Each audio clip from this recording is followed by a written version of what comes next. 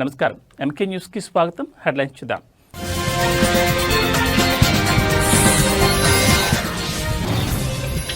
Pulivendula ZPTC ఉప ఎన్నికల్లో TDP win.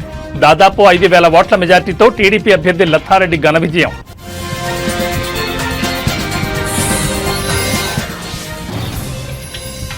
తెలంగాణలో ఇవాళ రేపు అతి భారీ వర్షాలు. అన్ని శాఖలను అప్రమత్తం చేసిన ప్రభుత్వం.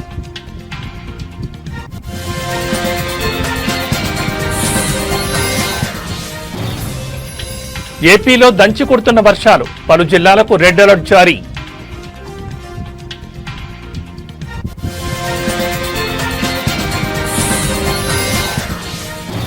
ప్రకాశం బ్యారేజ్ వద్ద పెరిగిన వరద ప్రవాహం. 70 గేట్లెత్తి నీటి విడుదల.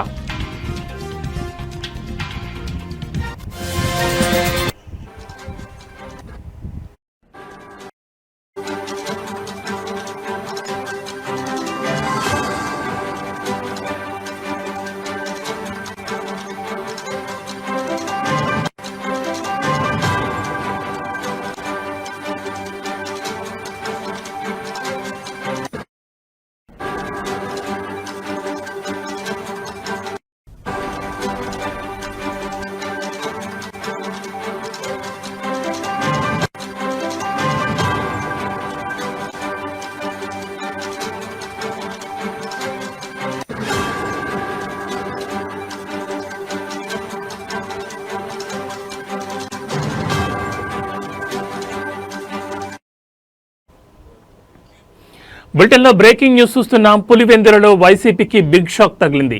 జడ్పీటీసీ ఉప ఎన్నికల్లో టీడీపీ విన్ అయింది. దాదాపు 6,052 ఓట్ల మెజార్టీతో టీడీపీ అభ్యర్థి లతారెడ్డి ఘన విజయం సాధించారు. ఈ ఎన్నికల్లో టీడీపీకి 6,735 ఓట్లు వచ్చాయి. వైసీపీ అభ్యర్థి హేమంత్ రెడ్డికి కేవలం 683 ఓట్లు వచ్చాయి. దీంతో వైసీపీ డిపాజిట్ కోల్పోయింది. ఈ స్థానంలో మొత్తం 10,601 ఓట్లుండగా 7,814 ఓట్లు పోలయ్యాయి. సొంత ఇలాకాలో వైసీపీ ఓటమి జగన్కు షాక్ అని చెప్పొచ్చు. 30 ఏళ్ల తర్వాత పులివెందుల జడ్పీపీఠం టీడీపీ వశమైంది. 2016 కంటే ముందు 5 సార్లు వైఎస్ ఫ్యామిలీ నిలబెట్టిన అభ్యర్థి ఏకగ్రీవంగా ఎన్నికవుతూ వచ్చారు. ఇక 2016 జడ్పీటీసీ ఎన్నికల్లో టీడీపీ అభ్యర్థి నామినేషన్ తర్వాత వైసీపీలో చేరారు. అయితే బ్యాలెట్ పేపర్లో సైకిల్ గుర్తుండడంతో దానికి 2,500 ఓట్లు పడడం గమనార్హం.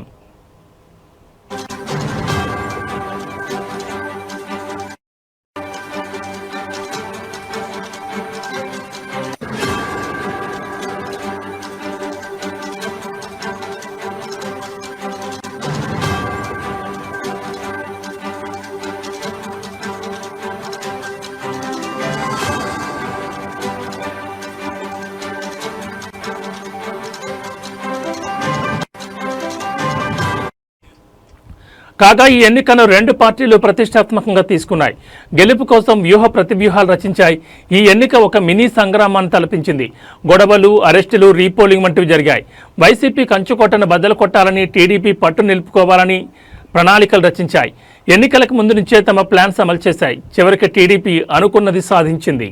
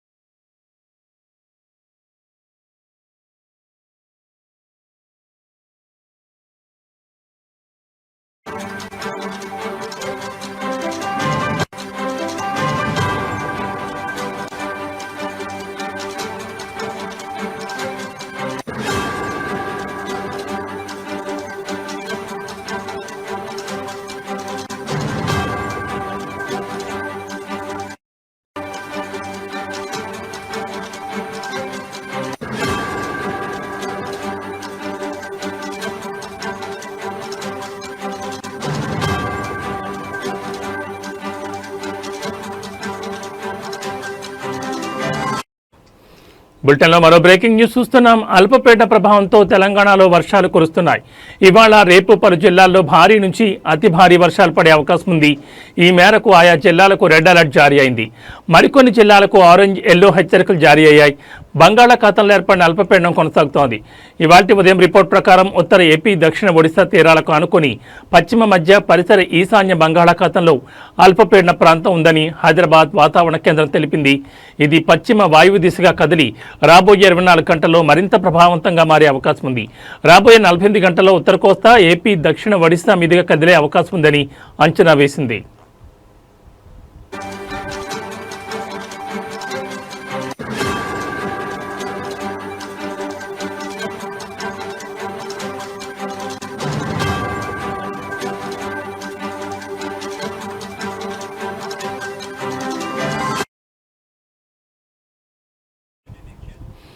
అల్పపీడన ప్రభావంతో తెలంగాణలోని పలు జిల్లాల్లో ఇవాళ రేపు భారీ నుంచి అతి భారీ వర్షాలు పడే అవకాశం ఉంది.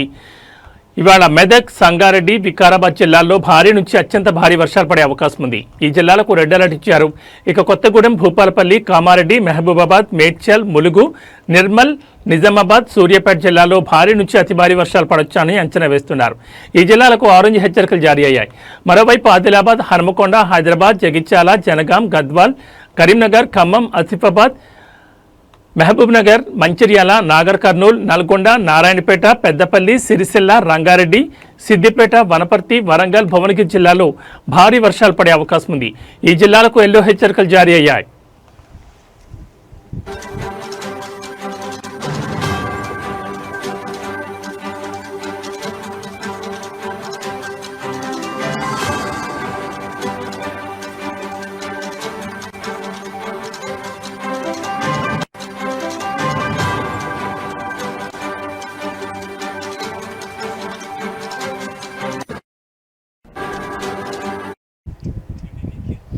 వర్షాల కారణంగా రాష్ట్రంలోని పలు ప్రాంతాల్లో వాగులు, చెరువులు, ఇతర జలాశయాలు పొంగిపొర్లుతున్నాయి.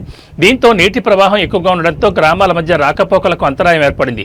జీహెచ్ఎంసీలో రాజేంద్రనగర్లో 46.5 మిల్లీమీటర్ల వర్షపాతం నమోదైంది. రాష్ట్ర రాజధానిలో ఎడతెరిపి లేకుండా కురుస్తున్న వర్షాలకు రోడ్లు జలమయమయ్యాయి.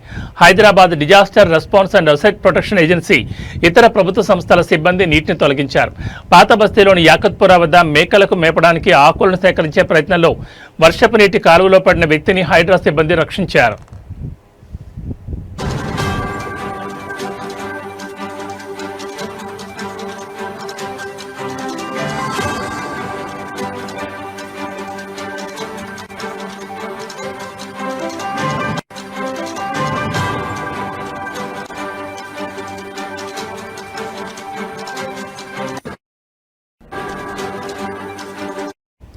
భారీ వర్షాలు కురిసే అవకాశం ఉందని వాతావరణ శాఖ హెచ్చరించిన నేపథ్యంలో అధికారులు అప్రమత్తంగా ఉండాలని ముఖ్యమంత్రి రేవంత్ రెడ్డి ఆదేశించారు. ప్రాణ, పశు నష్టం జరగకుండా అన్ని చర్యలు తీసుకోవాలని అధికారులను ఆదేశించారు. బుధవారం నుంచి కొన్ని రోజుల పాటు భారీ వర్షాలు కురిసే అవకాశం ఉన్న దృష్ట్యా అధికారులు, సిబ్బంది సెలవులను రద్దు చేయాలని ఆదేశించారు.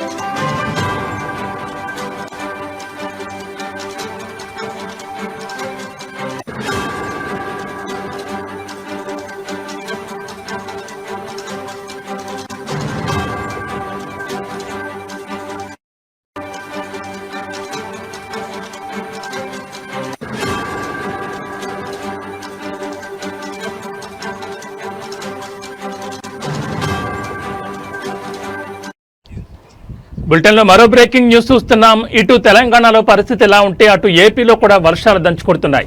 కొన్ని ప్రాంతాల్లో భారీ వర్షం కురవగా కొన్ని ప్రాంతాల్లో అతి భారీ వర్షం కురిసింది. ముఖ్యంగా విజయవాడ, గుంటూరు నగరాల్లో పలు ప్రాంతాలు చెరువులను తలపించాయి. రోడ్లపై 2-3 అడుగుల ఎత్తుకు పైగా నీరు ప్రవహిస్తోంది. గుంటూరు పూర్తిగా జలదిగ్బంధంలో చిక్కుకుపోయింది. అయితే మరో 4 రోజులు ఏపీలో వర్షాలు దంచుకొడతాయని వాతావరణ శాఖ చెబుతోంది.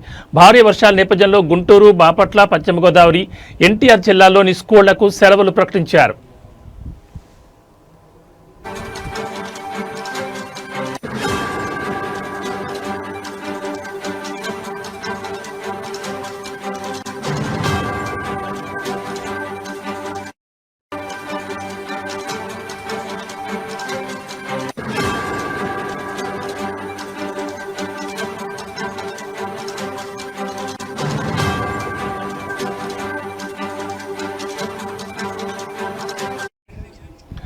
పశ్చిమ మధ్య వాయువ్య బంగాళాఖాతంలో ఉత్తరాంధ్ర, దక్షిణ ఒడిశా తీరాలకు సమీపంలో అల్పపీడనం ఏర్పడినట్లు ఐఎండీ తెలిపింది.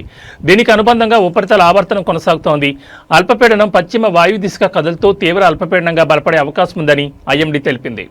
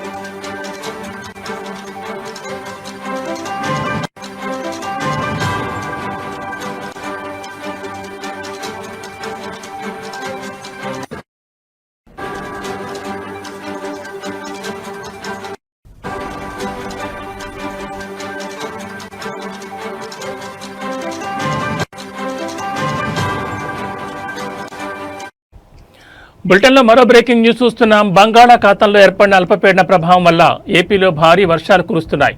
ఉత్తరాంధ్ర సహా ఏపీ దక్షిణ తీర ప్రాంత జిల్లాలు, రాయలసీమలో అక్కడక్కడ పిడుగులతో కూడిన వర్షపాతం నమోదవుతోంది. ఇదే పరిస్థితి మరో 3 రోజుల పాటు కొనసాగే అవకాశాలున్నాయి. కృష్ణానది ఎగువ పరివాహక ప్రాంతాల్లో కురిసిన భారీ వర్షాల వల్ల శ్రీశైలం జలాశయం ఇప్పటికే నిండుకుండలా మారింది.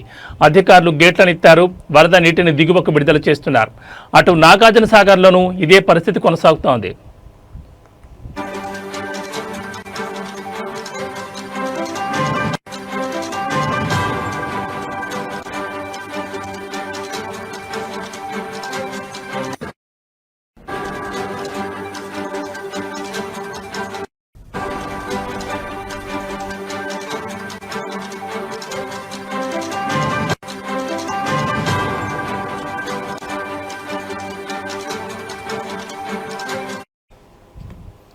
దీని ప్రభావం ప్రకాశం బ్యారేజ్పై పడింది.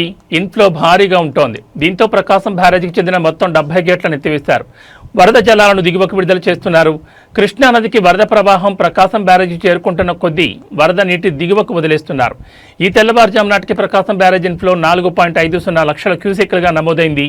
వచ్చిన వరద నీటిని వచ్చినట్లే, అంటే మొత్తం 4.50 లక్షల క్యూసెక్ల నీటిని దిగువకు వదిలివేస్తున్నారు. 15 గేట్లను 2 అడుగుల మేరకు ఎత్తారు. మిగిలిన 55 గేట్లను 1 అడుగు మేర ఎత్తి వస్తున్న వరద నీటిని వచ్చినట్లే దిగువకు విడుదల చేస్తున్నారు. బ్యారేజ్ నీటి మట్టం 12 అడుగులు కాగా కృష్ణా తూర్పు కాలువ, కృష్ణా పశ్చిమ కాలువ, గుంటూరు ఛానల్కు నీటిని విడుదల చేశారు.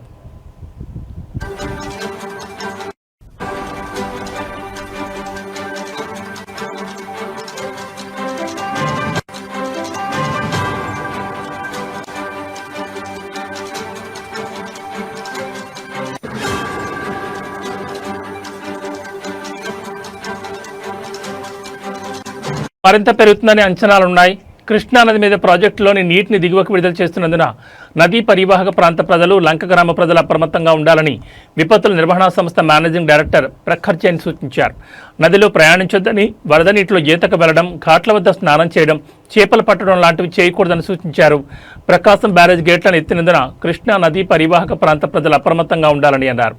వరద తీవ్రత మరింత పెరిగే అవకాశం ఉందని చెప్పారు.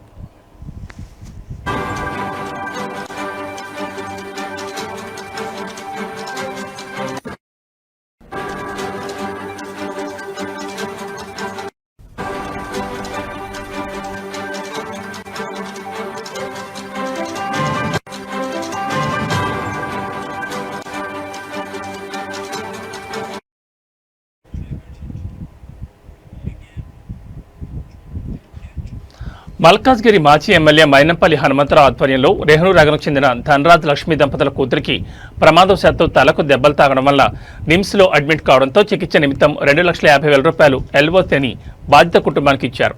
ఇదే సమస్యతో బాధపడుతూ మొదటిసారి అడ్మిట్ అయినప్పుడు కూడా మైనంపల్లి హనుమంతరావు 2,50,000 ఎల్ఓసిని ఇవ్వడం జరిగింది. బాధిత కుటుంబం అన్నా సేవ సహకారాన్ని హృదయపూర్వకంగా ధన్యవాదాలు తెలియజేశారు.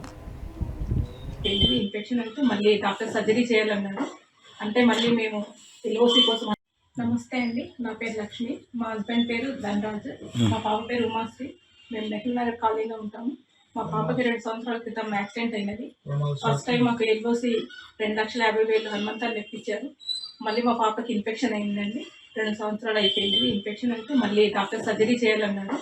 అంటే మళ్ళీ మేము ఎల్ఓసి కోసం హనుమంతన్న దగ్గరికి వెళ్ళాము. మా కాలనీ వాసులు హనుమంతన్న మళ్ళీ మాకు ఒక రోజులోనే ఎల్ఓసి ఇప్పించారు. అందరికీ ధన్యవాదాలు. కాలనీ వాసులందరికీ ధన్యవాదాలు తెలుపుతున్నాం. ఎందుకంటే అమ్మతన దగ్గర తీసుకెళ్ళి మమ్మల్ని ఈ విధంగా సక్సెస్ఫుల్గా చేసినందుకు కాలనీ వాసులుగా మాతో సహకరించిన అందరికీ ధన్యవాదాలు తెలుపుకుంటున్నాం. మైనంపల్లి హనుమంతరావుకి ధన్యవాదాలు. నమస్తే అండి, నా పేరు లక్ష్మి, మా హస్బెండ్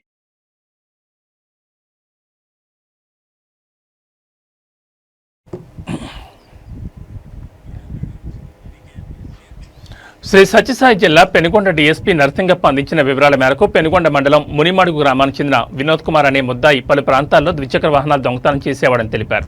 దొంగతనం చేసుకుని వచ్చిన డబ్బుతో తాగుడుకు అలవాటు పడి జల్సా చేసేవాడని అన్నారు. తనపైన కర్ణాటక ప్రాంతం, తిరుపతి, అనంతపురం, ధర్మవరం, కర్నూలు పలు ప్రాంతాల్లో ద్విచక్ర వాహనాలు చోరీ కేసులున్నాయని, దొంగిలించిన మొత్తం 31 మోటార్ సైకిళ్లను స్వాధీనం చేసుకున్నారు. నగదులో 18,60,000 రూపాయలను స్వాధీనం చేస్తున్నట్లు డీఎస్పీ నరసింగప్ప తెలిపారు.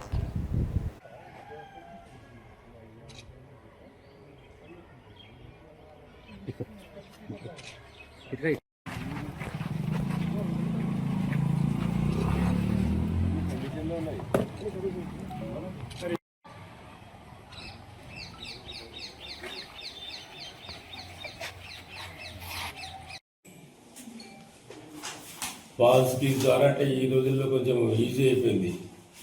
ఇది బాగా గట్టికి తంతే కూడా ఊడిపోతాయి. సో అతని యొక్క ఎంఓ వచ్చేసి ఇది గతంలో ఆ విధంగా చేసేవాడు. అయితే అతనికి ఉన్నటువంటి జల్సా అంటే చెడు వ్యసనాల వల్ల జల్సాలకు లోనయ్యి ఇవన్నీ ఒక చోట పెట్టి బెంగళూరులో అమ్ముకుందామని చెప్పి అక్కడ పెట్టడం వల్ల ఎవరు గమనించరు కాబట్టి ఈ పట్టుబడి అతని నుంచి ఇటువంటి ఈ యొక్క 31 ద్విచక్ర వాహనాలను స్వాధీనపరచుకోవడం జరిగింది. 1 టౌన్, 2 టౌన్, 3 టౌన్, 4 టౌన్, తర్వాత డోను, మన కియా పోలీస్ స్టేషను, రొద్దము ఇట్లాంటి చోట కేసులు నమోదు చేయడం ఉన్నాయి. ఇంకా కొన్ని నమోదు కానటువంటివి ఉన్నాయి. వాటికి సంబంధించి ఇప్పుడు మేము మీ మూలంగా మీ ద్వారా ఆ మోటార్ సైకిల్ ఏమి, వాటి ఇంజిన్ నెంబర్ ఏమి, చాసిస్ నెంబర్ వాటివి ప్లస్ మేము రాష్ట్ర వ్యాప్తంగా మెసేజ్ పెట్టడం జరుగుతుంది. ఎక్కడైనా ఆ కేసుల్లో పురోగతి లేకపోతే అక్కడ నమోదైనటువంటి కేసుల యొక్క engine number, choice number, main బండి నెంబర్ రిజిస్ట్రేషన్ మార్చేస్తుంటారు కాబట్టి మనకు ఇంజిన్ నెంబర్, చాయిస్ నెంబర్ ద్వారా ఆ వ్యక్తి యొక్క ఓనరు మన దగ్గరకు వస్తే చట్టపరంగా వాళ్లకు. అల్లూరు సీతారామరాజు జిల్లా చింతపల్లి మండలం అంజలి శనివారం పంచాయతీ తాటిబంద గ్రామానికి చెందిన పీవీటీజీ ఆదివాసీ సీదర్ సత్యబాబు తన 8 ఏళ్ల పాప సీదర్ లక్ష్మి అనారోగ్యంతో బాధపడుతుండగా గ్రామానికి రవాణా సౌకర్యం లేకపోవడంతో జోరు వాన్లోనే భుజాన మోసుకుని 4 కిలోమీటర్లు నడిచి బచ్చంత గ్రామం చేరుకున్నాడు. అక్కడి నుంచి ఆటోలో డౌనూరు పీహెచ్సీకి తీసుకెళ్లగా వైద్యుల పరిస్థితిని గమనించి నర్సీపట్నం ఏరియా ఆసుపత్రికి రిఫర్ చేశారు. చివరికి అంబులెన్స్లో తరలించి చికిత్స అందిస్తున్నారు. స్వాతంత్రం వచ్చి 79 ఏళ్లు గడిచిన పీవీటీజీ గిరిజన గ్రామాలకు రోడ్ల సౌకర్యం దూరస్వప్నమే. వర్షం, మట్టి రోడ్లు, అడవిదారులు ఇవన్నీ దాటి తన కూతురి ప్రాణం కాపాడిన సత్యబాబు పోరాటం అభివృద్ధి అనే పదానికి పెద్ద ప్రశ్నార్థకం పెడుతోంది.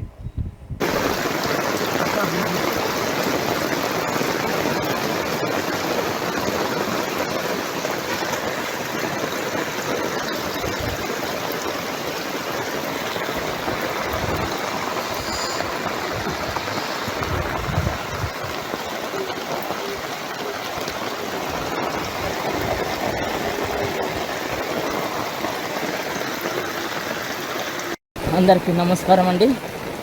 ఈరోజు ఈ యొక్క వాతావరణ పరిస్థితిలో ఒక చిన్నారికి బాగులేని పరిస్థితిలో మేము ఈ యొక్క వాతావరణంలో అనుకూలం లేని పరిస్థితిలో హాస్పిటల్ తీసుకెళ్లాల్సి వస్తుందండి.